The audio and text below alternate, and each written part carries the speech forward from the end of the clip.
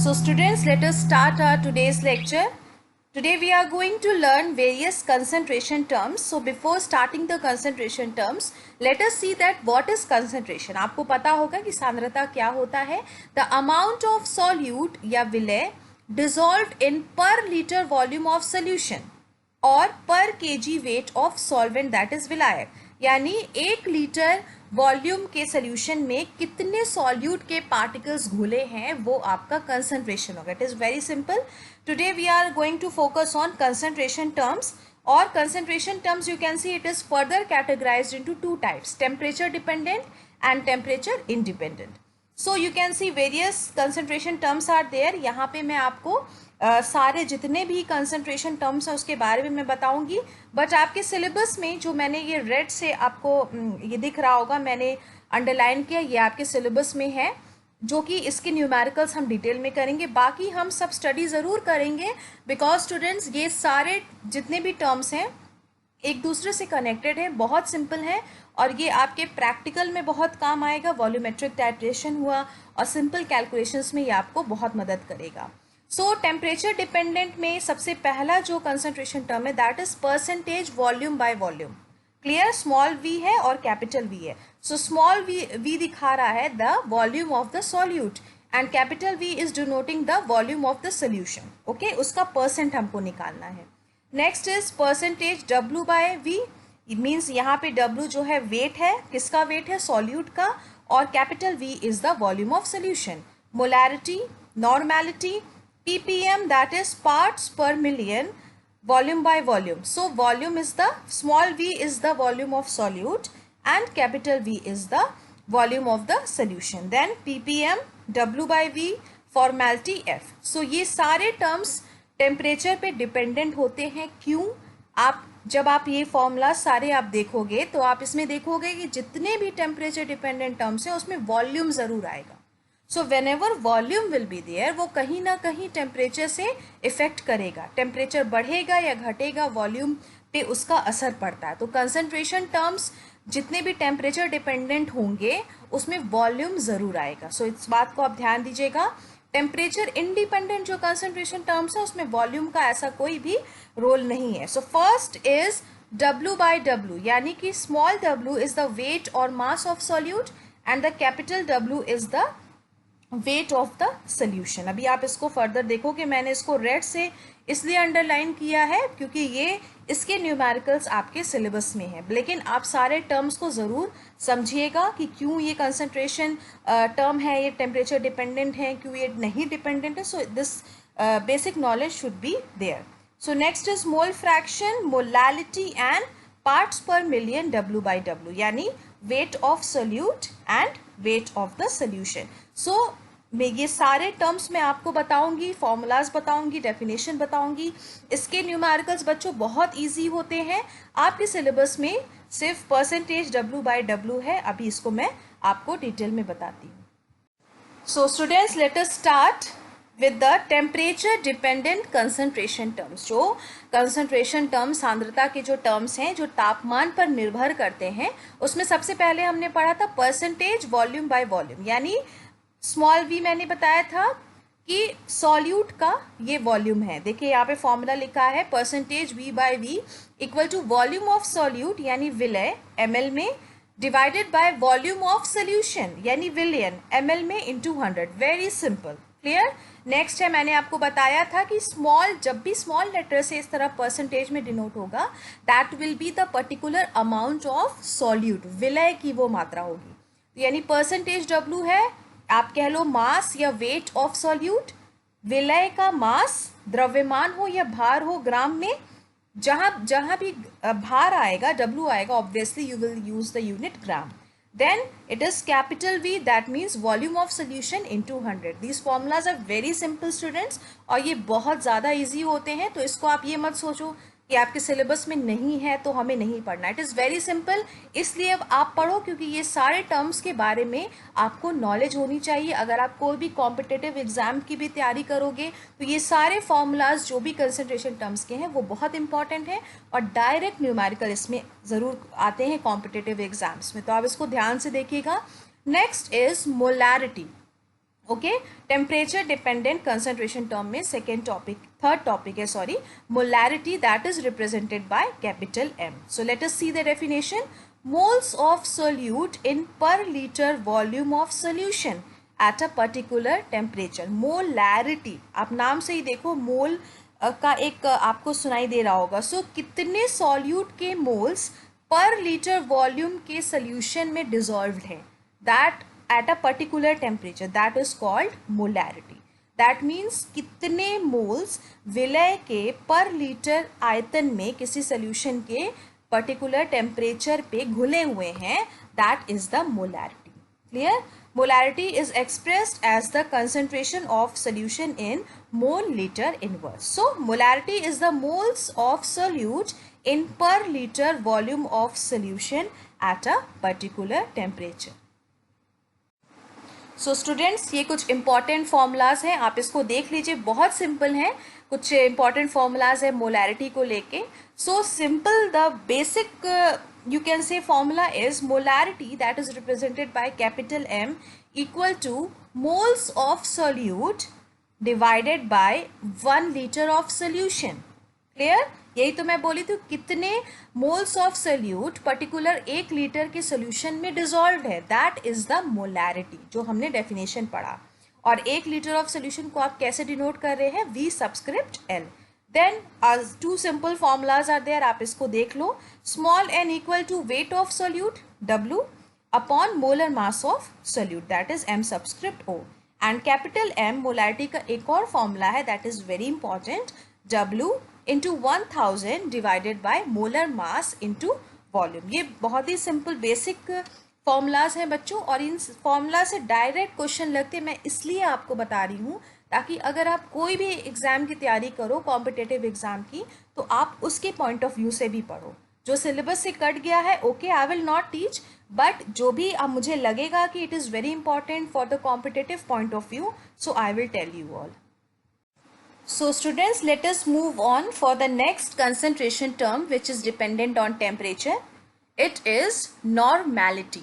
It is represented by capital N. So let us see the definition.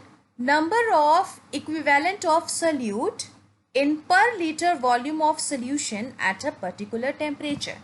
आपने normality पढ़ा भी, इससे पहले आपने molarity पढ़ा, ठीक है. So molarity क्या था कि number of moles of solute which is dissolved in per liter of volume. Clear?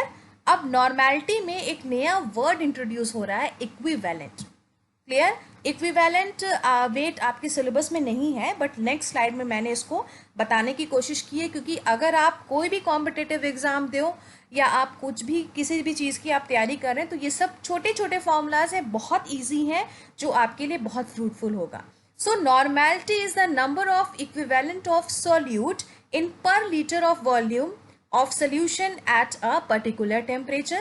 So equivalent, अब normality में आपको क्या देखना है कि number of equivalent of solute, equivalent का हिंदी है तुल्यांकी, ठीक है. तो number of equivalent of solute कितने घुले हैं per liter volume of solution में. Clear? It is expressed as the concentration of a solution in gram equivalent liter inverse. So let us see the formula. Normality equal to gram equivalent of solute. अभी मैं बताऊंगी कि equivalent weight कैसे निकालते हैं, next slide में मैंने बताया है. Gram equivalent of solute divided by volume of solution in litre. एक ये और फॉर्मूला है, आप देख लो, W equal to NEV upon 1000. It is very important students. जब आप वॉल्यूमेट्रिक टाइट्रेशन करोगे तो आपको पर्टिकुलर एक नॉर्मेलिटी के सोल्यूशन को आपको बनाना पड़ेगा. पर्टिकुलर जैसे n/10 है, n/20 है, तो उसके सोल्यूशन को प्रिपेयर करना पड़ेगा. तो आपको कैलकुलेशन करना पड़ेगा कि हम कितना वेट हम उस पर्टिकुलर सब्सटेंस का लें कि हमें n/10 या n/20 का सोल्यूशन हमको मिले. तो एक सिंपल ये प्रैक्टिकल पॉइंट ऑफ व्यू से ये बहुत इंपॉर्टेंट है. W जो कि वेट ऑफ सब्सटेंस है, N यहाँ पे आप नॉर्मेलिटी है, E is the equivalent weight, V आपको कितने वॉल्यूम में बनाना है, 250 ml में बनाना है कि 500 ml में बनाना है, 1 लीटर में बनाना है, क्या आप वो डिपेंड करता है, and divided by 1000. So this formula is very important for the point of view practicals for the making solutions कि किस तरीके से आप पर्टिकुलर n/10 n/20 या n/30 का सोल्यूशन कैसे बनाओगे। तो आपको पता है कि अगर n/20 सोल्यूशन आपको बनाना है तो आपको कितना उस पर्टिकुलर अमाउंट के सब्सटेंस को आप डिसॉल्व करोगे। So this is the formula W equal to n। Suppose आपको 20 का बनाना है तो n की जगह आपने लिख दिया आपको n/20 का बनाना है, दैट मीन्स 1/20 आपने यहाँ लिखा। इक्विवेलेंट वेट उस पर्टिकुलर सब्सटेंस का आप कैलकुलेट कर लोगे। सपोज आपको वॉल्यूम बनाना है 250 ml में बनाना है तो आप V की जगह 250 ml लिख दिया आपने और 1000 से डिवाइड कर दिया। तो जो वेट आएगा, जो सब्सटेंस का वेट आया सपोज 2.8 ग्राम, यानी कि 2.8 ग्राम अगर आप उस पर्टिकुलर सब्सटेंस को आप 250 ml वाटर में या जो भी सॉल्वेंट है उसमें घोलोगे तो उसकी नॉर्मेलिटी कितनी होगी n/20। तो इस तरीके से कैलकुलेशन करते हैं। आप इस फॉर्मूले को देख लीजिएगा, it is very simple and it is very important for your practical point of view. So students आप देख लीजिए, इक्विवेलेंट वेट निकालने के लिए मैंने सारे आपको फॉर्मूलाज दे दिए हैं। It is very simple students, believe me. जो भी आप बेसिक कॉन्सेप्ट ऑफ केमिस्ट्री पढ़ रहे हो वो आपको थ्रू आउट किसी भी, आप अगर एग्जाम में आप जाओ या किसी भी पॉइंट ऑफ व्यू से आप देखो तो they are very important and they are very easy. बस आपको ये ध्यान देना है कि सीक्वेंस में आपको पढ़ना है, ध्यान लगा के पढ़ना है। जो भी आप फॉर्मूलाज यूज़ कर रहे हो उसको मेमोराइज करके समझ के फिर आप न्यूमेरिकल लगाओगे तो ऑटोमेटिकली आपको आएगा। So how you are going to calculate equivalent weight of any substance, आप देख लो डिफरेंट कैटेगरीज हैं। So let us see the first category, equivalent weight of an acid, यानी तुल्यांकी भार किसी अम्ल का आप कैसे निकालोगे। Molecular weight of acid, particular जो भी एसिड है आप उसका मॉलिक्यूलर वेट आप निकाल लोगे, कैलकुलेट कर लोगे, divided by basicity of acid. अब आप याद करो कि बेसिसिटी ऑफ एसिड क्या था। एसिड किस पे डिपेंड करता है कि एसिड को पर्टिकुलर अगर आप वाटर में डिसॉल्व कर रहे हो तो वो कितने H+ आयन या हाइड्रोनियम आयन H3O+ दे रहा है। आपको याद होना चाहिए, अगर कोई भी पर्टिकुलर एसिड को वाटर में आप डिसॉल्व करें और वो सिर्फ एक H+ आयन को दे रहा है, रिलीज कर रहा है, या एक हाइड्रोनियम आयन को रिलीज कर रहा है तो उसकी बेसिसिटी एक होती थी, मोनोबेसिक। जैसे HCl हुआ, HNO3, they all are monobasic acid. Second, अगर आप डाई बेसिक में देखो H2SO4, कार्बोनिक एसिड H2CO3, तो यानी जब आप इसको वाटर में डिसॉल्व करोगे ये 2 H+ आयन को देगा और ये 2 H+ ion environmental water molecule से रिएक्ट करके 2 हाइड्रोनियम आयन बनाएंगे। इस तरह आपने पढ़ा था बेसिसिटी ऑफ एसिड, तो इस तरह से आपको कैलकुलेट करना पड़ेगा। अगर ट्राई बेसिक एसिड आप देखो तो try basic acid is very simple, आपका बोरिक एसिड है H3BO3 आपके सिलेबस में है, या फॉस्फोरिक एसिड है H3PO4। ये सारे 3H+ आयंस को देते हैं जब ये वाटर में डिसॉल्व होते हैं, और या तो आप कहो 3 हाइड्रोनियम आयन देते हो। This is the basicity of acid की पर्टिकुलर एसिड को जब आप वाटर में डिसॉल्व करोगे तो पर मॉलिक्यूल ऑफ एसिड कितने H+ आयन या कितने हाइड्रोनियम आयन को देगा, that is the basicity of acid. Next is equivalent weight of a base. किसी बेस का आप तुल्यांकी भार कैसे निकालोगे, तो सिंपल है, मॉलिक्यूलर वेट ऑफ बेस जैसे आपने एसिड का निकाला divided by acidity of base. Acidity of base क्या था कि पर्टिकुलर बेसिस क्या होते हैं, ऐसे सब्सटेंसेस होते हैं जो OH- आयन को देते हैं। अगर वो वाटर में घुल के एक OH- आयन को देंगे तो उस पर्टिकुलर बेस का एसिडिटी 1 होगा, वो आपका मोनो एसिडिक बेस होगा। जैसे NaOH है, KOH है। अगर पर्टिकुलर कोई बेस अगर आप उसको वाटर में डिसॉल्व कर रहे हो और वो 2 OH- आयन को देगा, that will be di acidic. Clear. जैसे डाई में आप देख लो मैग्नीशियम हाइड्रोक्साइड हुआ, कैल्शियम हाइड्रोक्साइड, तो इस तरीके से आप इन फॉर्मूला से आप इक्विवेलेंट वेट निकाल सकते हो। Clear. Next is equivalent weight of a salt. अगर कोई लवण है, कोई सॉल्ट है, तब उसका इक्विवेलेंट हम वेट कैसे निकालेंगे, फॉर्मूला वेट। सिंपल, जैसे फॉर्मूला वेट आपने पढ़ा है, सूत्र भार। जैसे कि आप मैंने बताया था सॉल्ट में मैक्सिमम आयनिक कंपाउंड्स आएंगे तो उनके आपको सिंपल मॉलिक्यूलरी वेट निकालना है, that is formula weight divided bye valency of metal atom. उस पर्टिकुलर सॉल्ट में आपको वैलेंसी देखनी पड़ेगी, संयोजकता कि मेटल की क्या है। And then last is equivalent weight of an ion. अगर आयन जब भी आएगा तो या तो पॉजिटिव होगा या नेगेटिव होगा, आप ध्यान देना। सो इट सेम है वही formula weight divided by change in oxidation number. So ये सारे फॉर्मूलाज आपको रिडॉक्स जब रिएक्शंस हम पढ़ेंगे तो वहाँ पे बहुत ज़्यादा काम आएगा। तो इन सारी चीज़ों को आप देख लीजिएगा, समझ लीजिएगा, they are very simple. So the fifth topic is formality. आपने पढ़ा मोलैरिटी, नाम से कंफ्यूज मत होइएगा, molarity, normality and then it is formality. Okay, formality इसको रिप्रेजेंट करते हैं कैपिटल एफ से। So let us see the definition.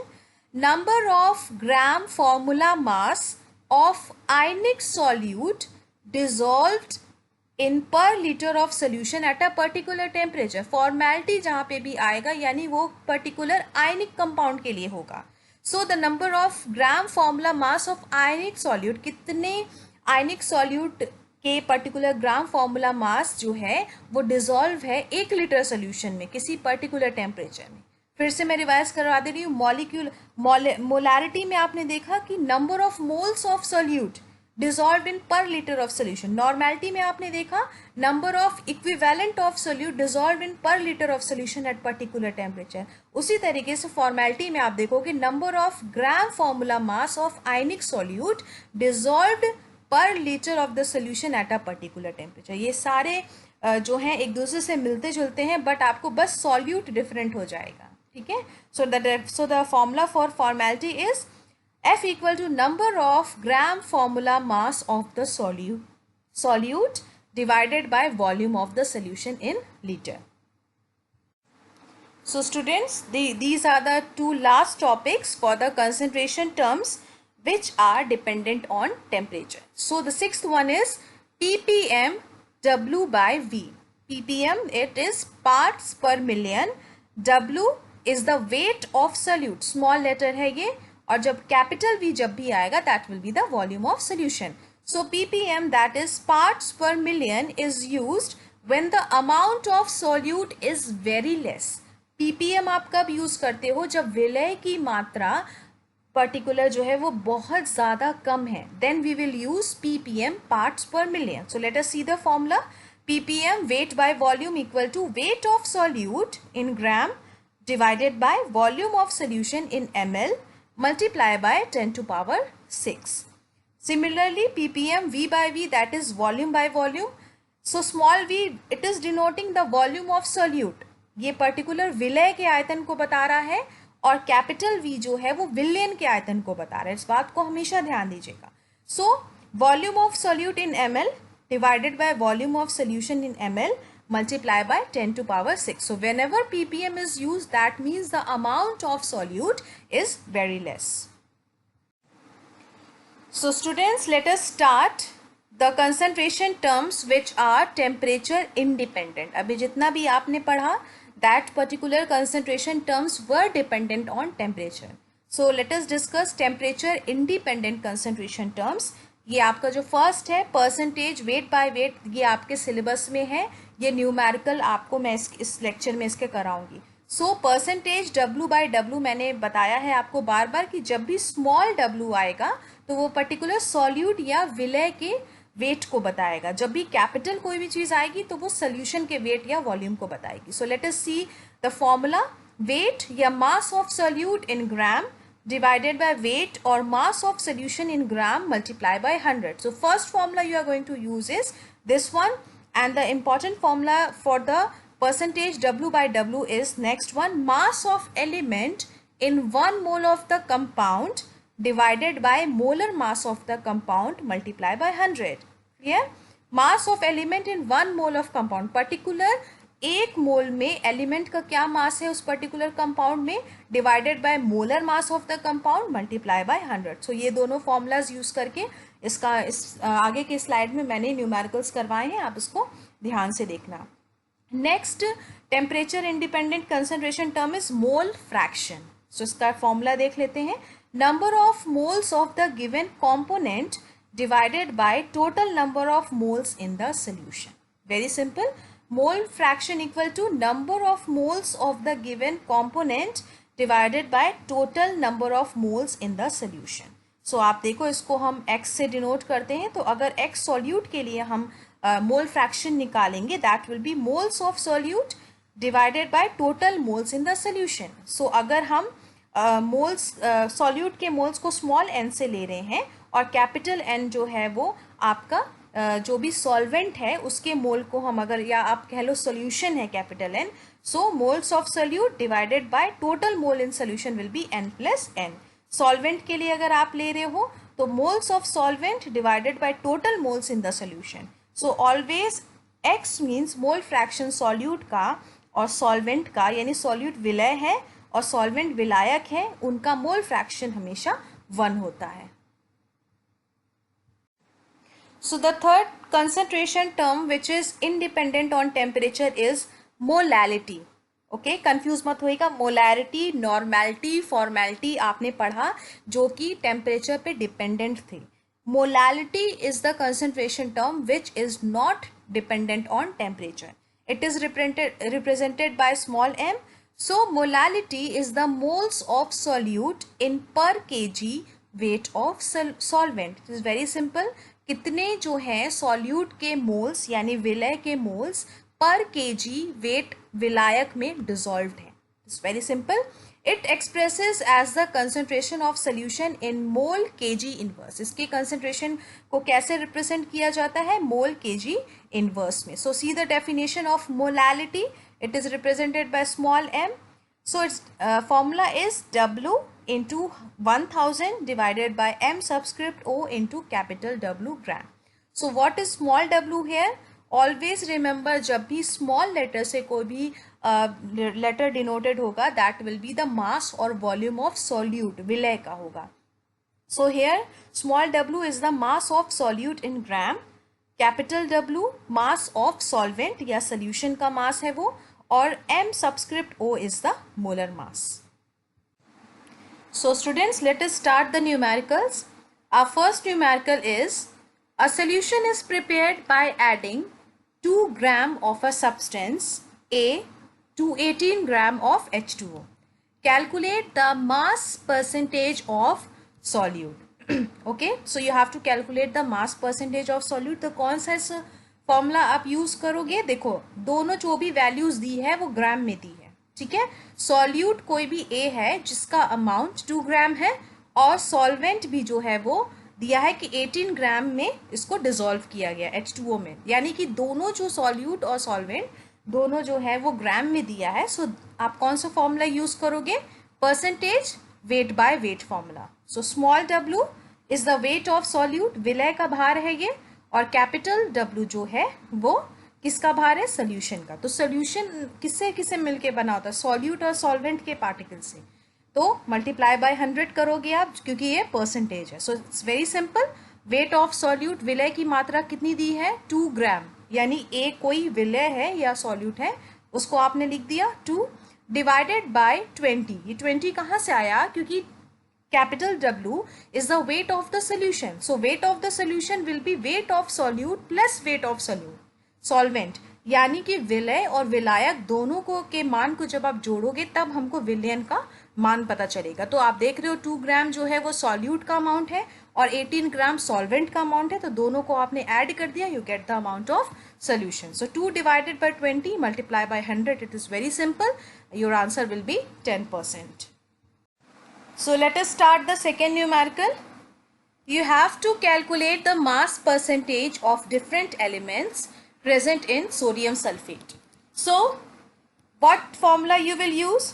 Percentage W by W equal to mass of element in 1 mole of the compound divided by molar mass of the compound multiply by 100. Because in this question you have to calculate the mass percentage of different elements present in this particular compound, that is sodium sulfate. So first we are going to calculate the molar mass of sodium sulfate. You all know that mass of one sodium atom is 23. So 2 sodium atoms, 2 into 23, plus sulfur is having the mass 32 and oxygen is 4 atoms. So 16 into 4. Then when you will solve it, you will see you will get the molar mass of sodium sulfate as 142 gram per mole. Now put up this value in the above equation. You can see how many elements are there in sodium sulfate. First you have to see, आपको देखना है कि sodium sulphate compound में कितने elements हैं. पहला तो sodium है, सेकेंड इज सल्फर और थर्ड ऑक्सीजन है. और पर्टिकुलर एलिमेंट्स के आपको मास परसेंटेज निकालने हैं. So first step, mass percentage of 2 sodium atoms. इस फॉर्मूले में सोडियम के 2 एटम्स हैं, सो you will multiply by 2 in the mass of sodium atom. So that will be 46 and the total molecular mass of sodium sulfate is 142 multiplied by 100. You will solve and you will get the answer. So similarly you can find out the mass percentage of sulfur. Na2SO4 compound is having only one sulfur atom. So you are going to find out the mass percentage of sulfur as 32 divided by 142 multiplied by 100. You will get the mass percentage of sulfur as 22.53%. Next is you have to find out the mass percentage of oxygen. Na2SO4 is having 4 atoms of oxygen. So 1 atom of oxygen is having mass of 16. So 4 will be 64.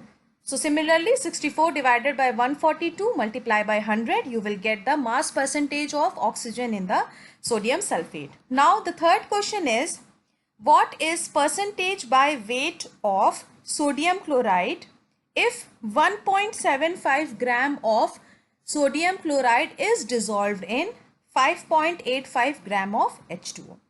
So similarly the formula will be used as percentage W by W, that is weight और mass of the solute, विलय का जो द्रव्यमान है ग्राम में, divided by weight of the solution, यानी विलयन का द्रव्यमान या विलयन का भार ग्राम में multiply by 100.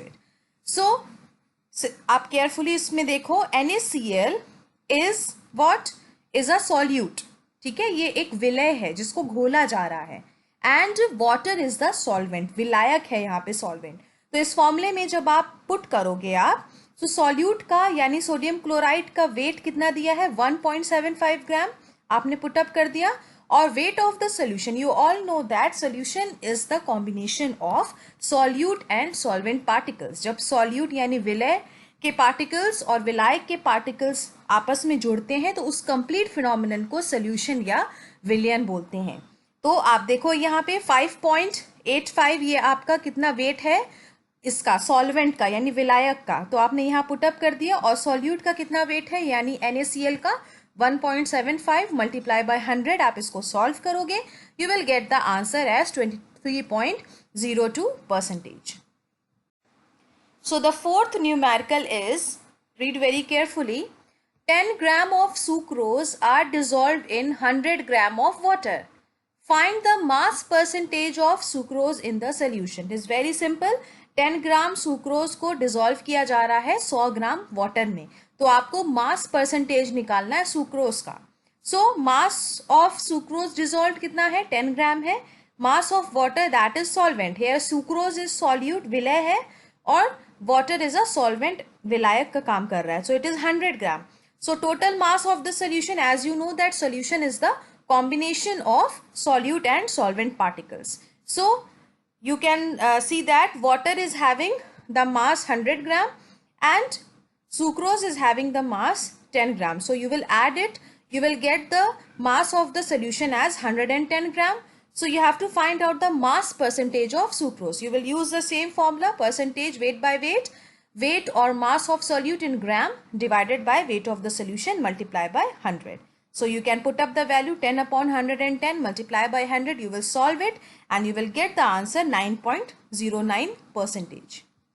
So let us move on for the fifth numerical, that is calculate the mass percentage of benzene. Benzene is having the formula C6H6 and carbon tetrachloride CCl4 if 22 gram of benzene is dissolved in 122 gram of carbon tetrachloride. You have to calculate the mass percentage of benzene as well as carbon tetrachloride. यहाँ पे benzene जो है वो solute है, 22 ग्राम जो है benzene जो है वो solute है, उसको 122 ग्राम carbon tetrachloride that is a solvent यानी विलायक में उसको घोला जा रहा है, और बोला जा रहा है कि आप benzene और carbon tetrachloride दोनों का mass percentage निकालो. So mass percentage of benzene, you all know that formula will be mass या weight of solute divided by total mass of the solution, multiply by 100. So mass of the benzene is given as 22 gram. Okay, and total mass of the solution, आप solute और solvent दोनों के amount को add करोगे, you will get the total mass of the solution. So 22 plus 122 into 100, you will get the mass percentage of benzene as 15.28%. Similarly, mass percentage of carbon tetrachloride, you will use the same formula, mass of carbon tetrachloride divided by total mass of the solution, multiply by 100. So mass of carbon tetrachloride in the question, it is given 122 gram. You will put up the value and you will add the value of solute as well as solvent. You will get the value of total mass of solution. So 22 plus 122 multiply by 100. You will solve and you will get 84.72%. That means mass percentage of carbon tetrachloride is 84.72%. So students, our last question is, the numerical number 6 is, calculate the mass percentage of carbon, nitrogen and oxygen in acetamide. It is an organic compound, C2H5NO. Acetamide का formula होता है C2H5NO. So the first thing is that you have to find out the molar mass of acetamide.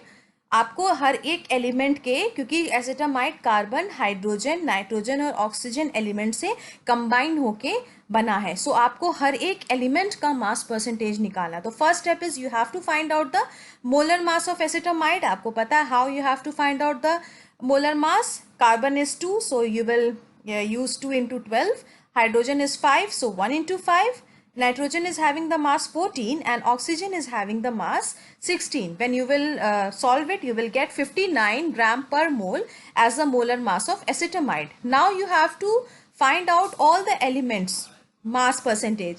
So in this formula C2H5NO, how many carbon atoms are there? 2 carbon atoms are there. So you will use the same formula, means number of elements present in 1 mole. So 2 carbon atom is there, so 2 into 12 divided by total molar mass of the compound, that is 59, multiply by 100. You will get 40.66%. Similarly, for hydrogen, you can see 5 hydrogen atoms are there, so 5 divided by total molecular mass or molar mass of the compound, multiply by 100. You will solve it and you will get the mass percentage of hydrogen. Then mass percentage of nitrogen, in this formula you can see only 1 nitrogen atom is there.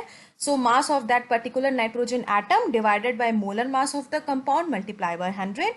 You will get the answer 23.72. So similarly for oxygen, you can solve it. Mass percentage of oxygen, in acetamide only 1 oxygen atom is there. So that particular mass 16 divided by total molecular mass or molar mass of acetamide, that is 59, multiplied by 100. When you will solve it, you will get 27.11%. So thank you so much students. आपको जो भी problem है, आपको जो भी confusion है, whatever queries you are having, you can ask in the comment section. YouTube के video में, पर्टिकुलर उस वीडियो में आप पूछ सकते हैं. और जिस भी तरीके से मैं आपको पढ़ा रही हूँ, सिस्टमेटिकली अपने कॉपीज़ में आप लिखते जाइएगा.